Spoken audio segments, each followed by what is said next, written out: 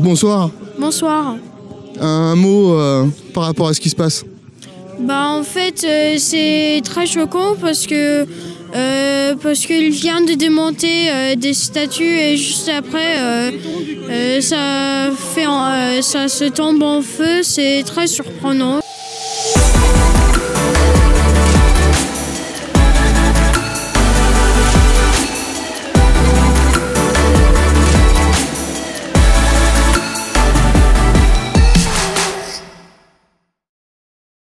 Je suis une Parisienne qui a émigré en Bretagne et ça me touche énormément parce que c'est une partie de ma jeunesse et c'est le cœur de la France qui brûle. Voilà. C'est surtout ça, c'est le cœur de la France. J'ai été élevée dans la religion catholique, je pratique plus. Il faudrait revenir aux racines. C'est quoi les racines? On a tous des racines, on vit tous ensemble et on a des racines, voilà, chacun ses racines, on arrive avec. Mais c'est le cœur de la France, oui. Bonjour, on revient de l'incendie de Notre-Dame, je suis en compagnie d'Alexandre. Notre-Dame, c'est un symbole catholique. C'est aussi notre patrimoine, le patrimoine français, chrétien. Alors on a rencontré des gens, on a fait quelques micro-trottoirs. On a vu une partie de cathos qui priaient, beaucoup de gauche, beaucoup de touristes. Une impression. Une partie des gens très priantes. On sentait que les gens étaient comme en deuil quand même. Après on a vu quand même essentiellement beaucoup de touristes insupportables. Et des gens complètement, excusez-moi du terme, hein, je suis désolé, je veux dire un truc peut-être un peu méchant, mais complètement lobotomisé, complètement à la ramasse, quoi. On leur posait des questions sur Notre-Dame qui prenait feu. Déjà, en premier abord, ils se justifiaient du fait que leur présence n'était pas liée au fait qu'ils étaient catholiques. Surtout, on est là, voilà, parce que Notre-Dame prend feu. C'est-à-dire qu'il y avait quand même une ambiance de deuil en général, mais quand on a parlé un peu avec les gens, on a une personne qui a réussi à nous dire qu'elle était contre la religion, mais qu'il fallait qu'on se relie. Religion, ça vient du latin religare, ça veut dire ce qui nous relie. Comment on fait un peuple si on n'est pas relié ? C'est vrai aussi. Mais malheureusement, c'est en train de disparaître. Enfin, malheureusement ou heureusement, je ne sais pas. Vous pensez qu'on pourrait faire à la place un temple du vivre ensemble? Ce serait... Non, je pense pas, non. Non, je pense pas. Mais c'est délicat, ces histoires de religion. Mais je crois que peut-être qu'un jour, on se libérera de la religion. Parce que finalement, ça crée des guerres. Hein. Est-ce que c'est vraiment bon? On peut se poser la question. Par contre, il faut se relier au divin. Ça, j'en suis convaincue. Alors, vous nous dites, il faut peut-être se libérer de la religion, mais il faut se relier au divin. C'est la même racine en latin. C'est se relier à la religion. Alors, du coup, comment on se relie? Parce qu'une société sans Dieu, c'est une société individualiste, narcissique.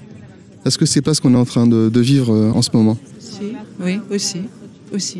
Mais je ne veux pas émettre de jugement. Les sociétés, elles vivent, elles disparaissent. On a même une personne qui nous a parlé des Aztèques. Donc on a trouvé ça intéressant. C'est-à-dire qu'il y avait même des gens qui tenaient des propos profondément chrétiens et qui ne se disaient pas chrétiens. Il y avait des gauches... Bon, ça sentait pas la bière, ça sentait pas la 8-6. Mais on sentait quand même... Disons qu'il dégage quelque chose. On le voit, tu vois, le pancho, mais le pancho à 4000 €. Hein. Ouais, le jean troué pour faire pauvre, mais en fait qui coûte 600 balles. Ça ressemble à rien. Les gens, même qui se disent d'esprit religieux, ils te font des patchwork de religion de partout. Enfin, ça n'a plus aucun sens, quoi. Putain, on était encerclés. Il y avait des gauches partout. Ouais, je me disais là, à un moment donné... En fait, j'étais en train... Non, mais c'est horrible. Qu'est-ce qu'il y avait de pire entre ça et... Ouais, entre Notre-Dame qui brûle et les gens qui regardaient. Voilà. Heureusement qu'il y avait des cathos qui chantaient bien, qui priaient. Merci les catholiques qui chantaient. C'est affreux ce qu'on a vu. Voilà, c'est la plus belle chose du monde, une des plus belles choses au monde qui disparaît en fumée. Et je suis tellement en colère qu'ils n'ont pas réussi à l'éteindre. Voilà. Ça a été préservé pendant la guerre. Donc c'est pas aujourd'hui qu'elle a brûlé. Voilà, il n'y a pas de mots. On peut pas, je peux rien dire. Le préfet avait fermé les stations de métro aux alentours. Du coup, pourquoi est-ce qu'il les a fermées? Parce que les routes étaient bloquées par la police. Donc de toute façon, on ne pouvait pas accéder à Notre-Dame sur un large périmètre. Si les métros aux alentours étaient fermés, c'était pour pas qu'il y ait d'attroupement. À ce moment-là, la piste terroriste devient crédible parce qu'on sait qu'ils font des opérations simultanées. Or, le fait d'avoir fermé les stations de métro a empêché les attroupements. À ce moment-là, est-ce que c'est une piste sérieuse de penser à la piste terroriste? À mon avis, le préfet, il a dû penser à la pire des situations, en tout cas. Le toit a brûlé, c'est énorme. Alors, soit c'est une colère divine, je te dis. Un truc inexplicable qui vient de là-haut. Alors, dans ce cas, on a de quoi s'inquiéter aussi, de toute façon.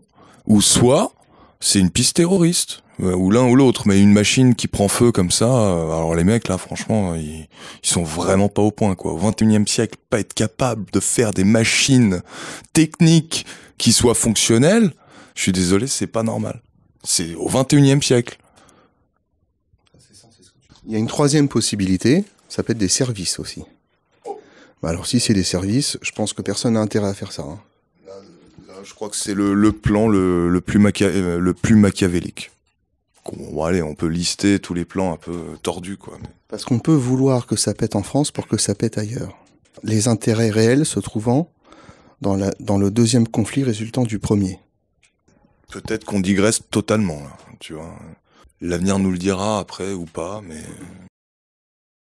Vous pensez que c'est mauvais signe aussi Écoutez, au niveau de la France? Oui, c'est pas très bon. C'est pas très bon. Déjà, c'est notre incapacité à préserver un tel monument. Et puis, toutes les connotations qui en Ça voudrait dire qu'on manque de foi, finalement. Oui, je sais pas de quoi on manque, mais en tout cas, je ne sais pas. Pour l'instant, c'est trop tard pour faire les bilans, mais enfin, c'est catastrophique. Je pense qu'il y a un fond qui est quand même lié au manque. Il y a un manque d'esprit, de vertu, de transmission actuellement, des manques de repères. C'est grave, quoi. On nous a beaucoup parlé de valeurs. On est dans une époque où on parle plus de vertu. C'est quoi la différence? J'associe plus les valeurs à des principes économiques, à des rouages économiques. Alors ça peut être très utile, hein. On entend parler plutôt de valeurs en termes d'entreprise, tu vois, dans l'entrepreneuriat. Ou alors, dans certains journaux, valeurs actuelles d'ailleurs. C'est un pléonasme, puisqu'une valeur, c'est forcément actuel. C'est crétin déjà de s'appeler comme ça. Désolé les gars, mais c'est crétin. Valeur, c'est actuel. C'est pas demain. c'est maintenant.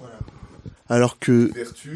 Une vertu, c'est intemporel, c'est universel. C'est tout le temps vrai. Pourquoi vous faites pas de l'apostolat dans vos journaux? Oui, il faudrait plutôt des vertus intemporelles. Après, tout le monde n'a pas forcément mis le nez, tu vois, dans du saint Thomas d'Aquin, quoi. Ça, c'est clair.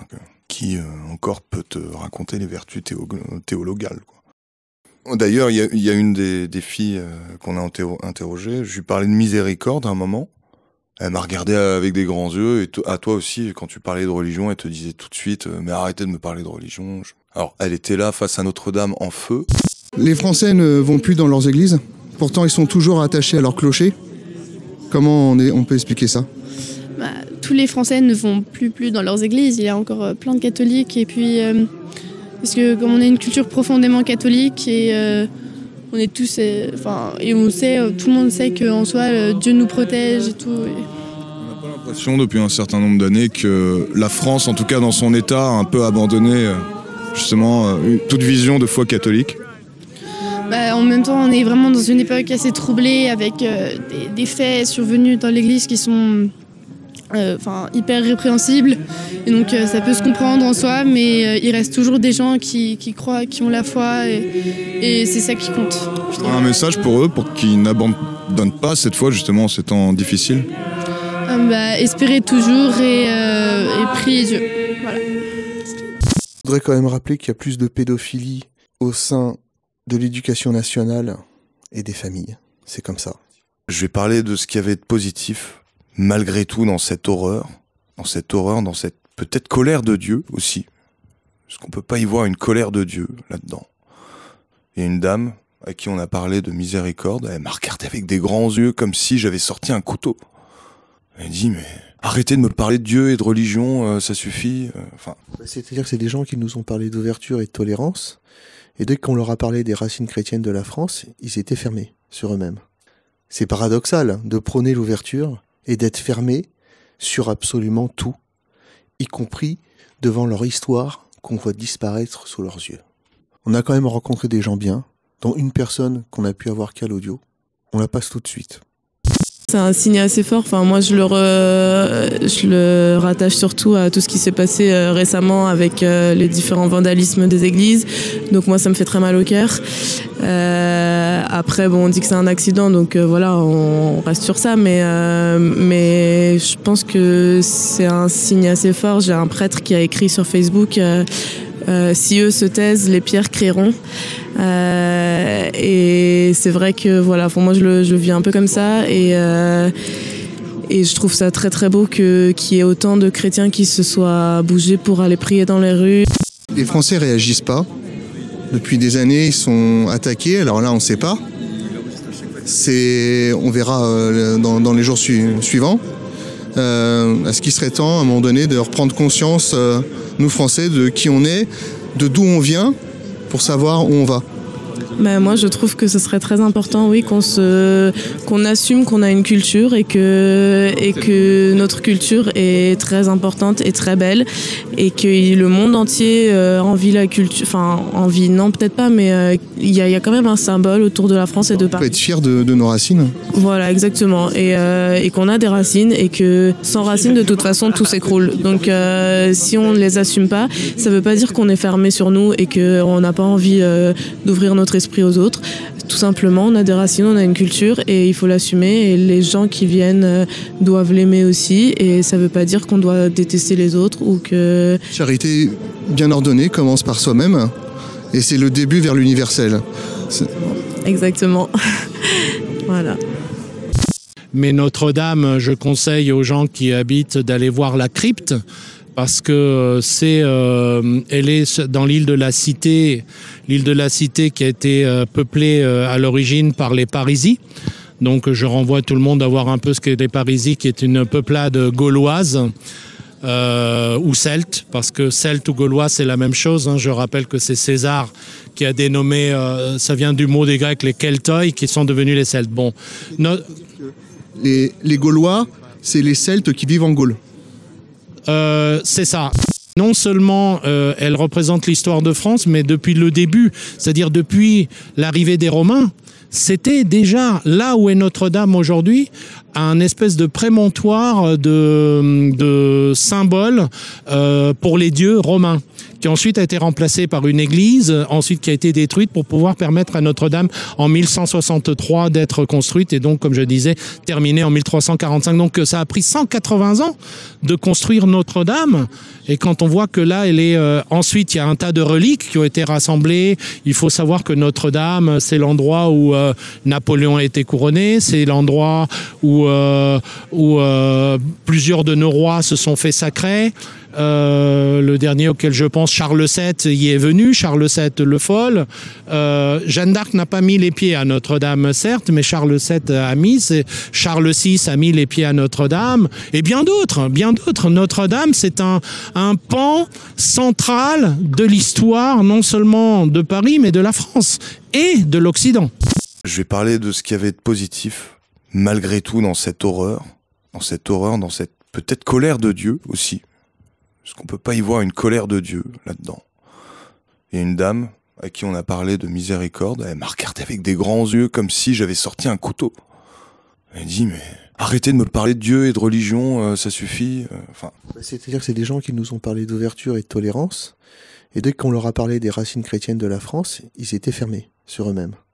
C'est paradoxal de prôner l'ouverture et d'être fermé sur absolument tout, y compris devant leur histoire qu'on voit disparaître sous leurs yeux. On parle de capital aujourd'hui. Il y a un capital matériel. Il y a aussi un capital immatériel. C'est quoi le capital immatériel de la France, Alexandre? Non, mais déjà, même le matériel représente l'immatériel. La beauté intérieure d'une telle église te montre la grandeur de l'esprit qui est incarné dans le fils Jésus-Christ. Enfin, c'est censé le faire, en tout cas. Après, chacun selon ses goûts, voilà. Pour en revenir à ta question, dire un truc, je pense que violer le duc, il doit se retourner dans sa tombe. Si l'UNESCO rebâti Notre-Dame de Paris, tel que ça a été dit dans certains médias, faudrait bien qu'on regarde un peu les plans, qu'il y ait des architectes qui s'y connaissent. C'est la nouvelle religion, l'UNESCO? Putain, j'espère pas. Franchement, j'espère pas, parce que là, ça va être le bordel. Là, les cathos, j'espère qu'ils vont se réveiller et qu'ils vont se dire non. Non. On va trouver tous les experts architectes possibles en architecture du 12e, du 13e, tous les bâtisseurs, je parle pas de francs-maçons, hein, des bâtisseurs, des ouvriers même, costauds qui peuvent travailler la pierre et tout. Voilà, c'est peut-être un nouvel élan pour dynamiser justement même ce genre de travaux-là, très manuels. Le taillage de pierre, on a oublié. Le travail des arts sur vitraux, on a oublié, on sait plus faire. On est au 21e siècle, on n'est plus capable de pondre. Donc c'est sûr que... Non mais c'est une triste nouvelle, quoi. C'est une très triste nouvelle. Parce que c'est pas en peu de temps que tu pourras reconstruire un tel monument. Et si c'est l'UNESCO qui le fait, franchement, je sais pas. À voir. Pour nous faire un temple pour la diversité et pour... non, alors... Faut voir les plans avant. Moi, j'ai lu 4 livres sur Jeanne d'Arc. Bon, je ne citerai pas les auteurs. Et tous parlent de Jeanne. Alors la paysanne qui aurait eu de la chance, celle qui n'a pas vraiment combattu à Orléans. À Orléans, il n'y aurait eu que 100 morts, que finalement... En gros, ce qu'elle a fait, c'est pas extraordinaire. Mais si, c'est extraordinaire. C'est extraordinaire que cette jeune femme ait été illuminée. Alors oui, vous me direz qu'elle a été illuminée par rien.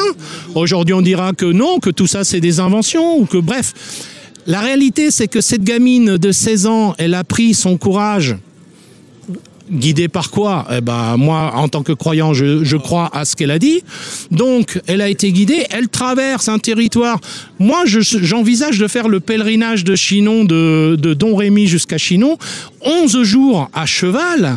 Elle traverse des terrains qui sont ennemis anglais bourguignons pour arriver à la frontière de la Loire, pour arriver devant Orléans qui est assiégé. C'est un miracle.